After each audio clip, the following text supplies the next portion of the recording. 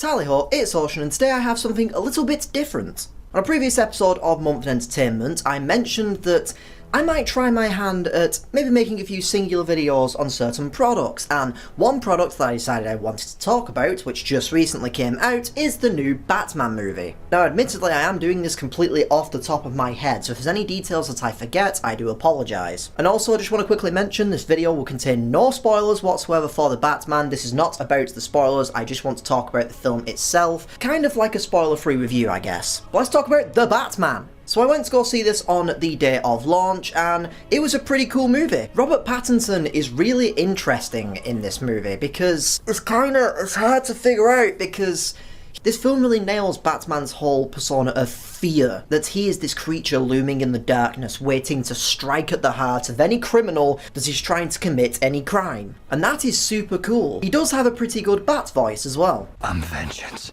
But the main thing that bothers me a little bit about this movie is Bruce Wayne. Not Batman, but Bruce Wayne. Because this film takes things in a different direction with Bruce Wayne. In past movies and products of Batman, we see Bruce Wayne as this billionaire playboy. He makes regular appearances at big balls and galas. He goes to all these different events. He isn't afraid to be Bruce Wayne, but he does try to keep that Batman side of himself a secret. And while the whole Bruce Wayne is Batman secret is still a part of this movie, the problem that I kind of have is that Bruce Wayne is just kind of dull in this movie. I mean, the movie is called The Batman, so, well, it's going to be about Batman. It's always great to see Bruce Wayne in his natural habitat outside of the suit. It's one of the things that I've always liked about Batman, is that duality, him having to manage those two separate lives. But this film doesn't really do that with Bruce Wayne. In fact, in this movie, Bruce Wayne is a recluse. Bruce Wayne doesn't really leave his house. He's never at events.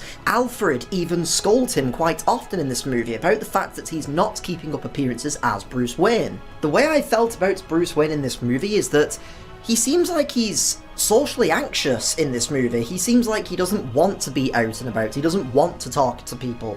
He doesn't want to deal with any of the Wayne Corporation shit. He just wants to be Batman. Maybe even to a point of obsession with being Batman. Considering I mentioned Alfred, I've got to say, I quite enjoyed Andy Serkis as Alfred in this movie. He's not really in it that much, he only has a couple of scenes, and I personally do wish that we had a little bit more from him because I do really like Alfred as a character, but I thought he did a great job in this movie. And on the topic of characters, we also have to talk about Selina Kyle, aka Catwoman. I quite liked Catwoman in this. I thought that, I think it's Zoe Kravitz who played her, did a really great job playing Catwoman. Although the whole news story that came out about her apparently drinking milk like a cat to prepare for the role, don't know if that's a troll, don't know if that's real or not. It's kind of weird, I'll say it, it's kind of weird. But yeah, I enjoyed Zoe Kravitz's version of Selina Kyle, and I also think as well that her and Robert Pattinson had some pretty good chemistry on screen. Now onto the villains, and I've got to say, one of the things that's kind of an issue for me personally, and I was really genuinely trying my best not to let this be a bias. I mentioned in Month in Entertainment recently that I watched Gotham, the TV show. I watched it a few months ago and had an absolute blast with that show. Highly recommend it. And I really enjoyed Gotham. Two of my favourite characters in Gotham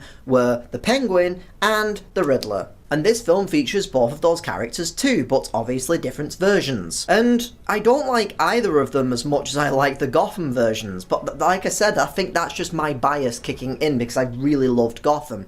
So I can't help but think of those characters when I think of Penguin or Riddler anymore. I can't help it. But bias aside, the Riddler in this is really interesting because in the past we've had like Jim Carrey's Riddler that was like really silly. We had the Gotham version of Riddler that bordered on silly and psychotic at the same time. But this Riddler is just straight up terrifying. He wears like this weird like green helmet looking mask of sorts that kind of looks like he just got like a couple of wellies and just like stitched them together and just like put them over his head. And quite often he'll do like this breathing thing where he's like, you know what, just for the sound effects, I knew this Borderlands mask would come in handy one day. Riddler in this movie kind of sounds like this.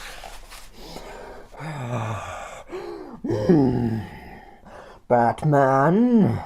Riddle me this, Batman, you little bitch. Oh, it's hot under there, Jesus Christ. And there was this kind of Saw-like vibe that I was getting from how the Riddler was used in this movie. He had all these traps, all these games, all these puzzles for Batman and Gordon to try and solve. But it always felt like Riddler was always one step ahead, which I feel like is a very good trait of the Riddler. But something that this movie does with the Riddler that I thought was different, because once again, it might have done this in the comics, but I'm not really sure. I'm not very well versed in comics. But Riddler in this movie has political reasons for doing what he's doing. Whereas in other products that I've seen the Riddler in, usually he's doing things because he's a purveyor of chaos. He loves to just create chaos and make people play his games. But in this, he is doing all of this for a very particular reason. He has his own motivations as to why he is trying to do this. He wants to do something that is actually kind of a good thing. He wants to unmask the corruption in Gotham City, which would be a good thing, but he's doing it in a dangerous kind of way. But it does mean there's quite an interesting yin and yang kind of thing going on here, because Batman wants to unmask the corruption going on in the city, but he wants to take down the villains and get them in jail, whereas Riddler wants them to die, wants them to pay, wants to punish them for their sins. I thought that was pretty interesting. Then you have the Penguin, who was played by Colin Farrell, and you would look at it, you wouldn't tell that it's him. You wouldn't be able to tell that that is him. Whoever did this, whoever made him look like that, did a fantastic job. God damn. But Penguin was pretty cool in this. Once again, I'm trying not to let my Gotham bias get to me too much, because I really, really love Penguin in Gotham. He's my favourite character. What's interesting about this movie, though, is that Penguin isn't the villain that we know him to be. He's still an underling. He is still under the wing of Falcone. I thought that was pretty interesting as well. I think the main overall take that I kind of have with this movie is that this isn't a Batman origin story, for the most part anyway. It is a villain origin story. It is telling you more about how the Riddler became the Riddler. It tells you, it shows things about how the Penguin would eventually become the villain that he will be known as later on. And I thought that was really cool. Commissioner Jim Gordon is in this movie as well, and he's not really used too much. He's kind of there to give information to Batman, so Batman and Gordon can kind of play off of one another when it comes to information. They can exchange things, they can talk. If there is a sequel to this movie in the future, and there more than likely will be, I would like to see more of Gordon, maybe have more of a story for him to have in the next movie, because I like Jim Gordon. I think Jim Gordon is a very interesting character, but in this movie I felt like he was used very sparingly, which is completely fair enough because the movie is about the Batman, not Gordon. But I would like to see more of who this Gordon is. But yeah, he's basically exactly who you expect him to be. There's nothing really different about him in this movie. He is exactly who Jim Gordon usually is. But overall, The Batman was a super fun film. I had a great time with it. The only main issue that I think I could say is that the movie does go on a little bit too long in my opinion. I think it was somewhere between 2 to 3 hours, and it did start to feel at times like there were some scenes that were kind of dragging themselves out. But overall, I thought The Batman was a really enjoyable experience. Probably one of the best Batman films that we've had on screen for quite a long time, and I highly recommend it. But what do you think? Have you seen The Batman?